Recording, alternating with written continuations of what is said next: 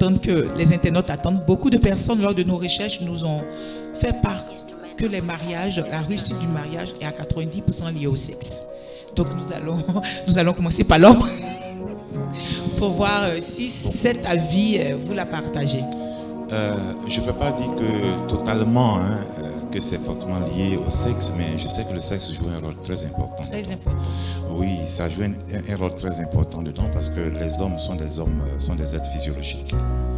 Alors, en tant qu'être physiologique, il y a des besoins souvent satisfaits.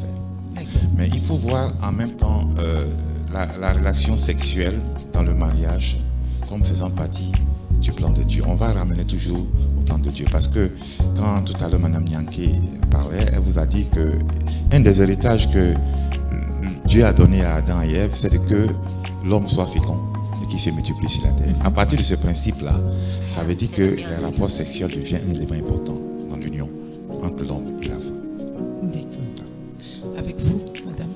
Oui, alors je dirais pas à 90%. 90%, mais je dirais au moins à 60%. À 60%. À 60% parce qu'il y a d'autres paramètres qui rentrent en ligne de compte et les différentes raisons après 30 ans de ministère en direction des femmes, je peux dire aujourd'hui que il y a d'autres raisons. Il y a d'autres raisons.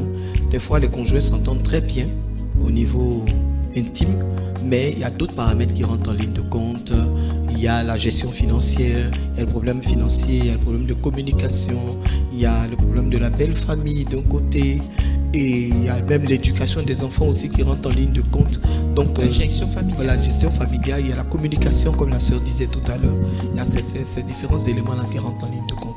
Mais effectivement, la place de l'intimité sexuelle entre l'homme et la femme est une place importante. Pourquoi? Parce qu'elle contribue à quoi faire? À resserrer les liens entre l'homme et la femme. Dieu dit clairement, les deux deviendront un. Et il est prouvé aujourd'hui scientifiquement que dans la semence d'un homme se trouvent des particules de sang. Et donc quand il va avec son épouse, son sang se mélange au sang de son épouse. À un moment donné, vous remarquez des couples qui sont restés longtemps ensemble, que vous le voyez, ils commencent à se ressembler. Mais ils se ressemblent pourquoi? Pour la simple bonne raison que c'est physiologiquement, c'est scientifiquement démontré qu'aujourd'hui, il y a cette fusion-là de ces deux êtres. Et justement, quand ce n'est pas là, quand cette union n'est pas là, que vous le veillez ou non, l'écart se creuse. Parce que c'est un lieu aussi de réconciliation.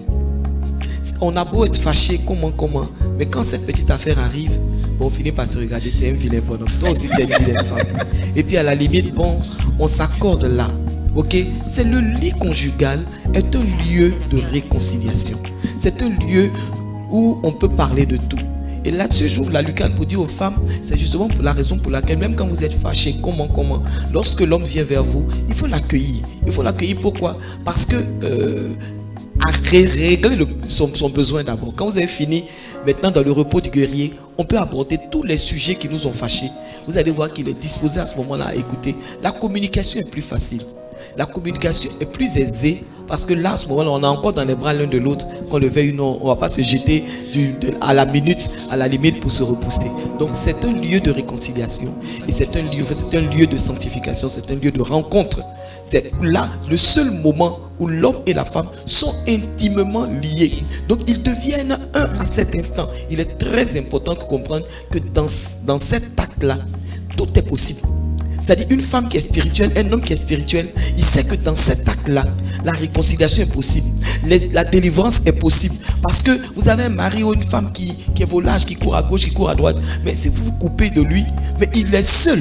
Donc il se rattache davantage à quelqu'un d'autre. Mais si vous continuez de maintenir le lien demeure et il y a possibilité même pendant l'acte de prier pour sa délivrance.